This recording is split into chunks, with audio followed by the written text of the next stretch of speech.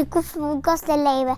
أنا يونس، والنهاردة عندنا حلقة في الفانتازي، وتخشوا معايا الدوري اللعيبة اللي أنا عملته في الفانتازي، ولو أنا كسبت فيها المركز التاني هو اللي هيعمل معايا حلقة، ولو حد المركز الأول هيعمل معايا حلقتين. ايه حلقة؟ حلقة وهجيب له هدية. هقول لكم شوية نصايح في الفانتازي. أنا جايب 70 نقطة، وإن شاء الله هجيب 100 نقطة. الاثنين اللي عايزهم يجيبوا له نقط فان دايك وهالاند، واللي إن شاء الله هو اللي هيجيب لي هو هالاند، عشان فان دايك مدافع بس ممكن يعمل اسيستات. أي حد يعني في ليفربول يعني صلاح ممكن هو يجيب لي اسيست فانا اعمل، وحد بقى من السيتي كفارديول يعمل لي اسيست لهالاند في السيتي. الناس اللي عايزه تغامر تكابتن بالمر، الناس اللي عايزه تجيب نقط تكابتن صلاح، الناس اللي بتحب هالاند هو اللي هيجيب له نقط.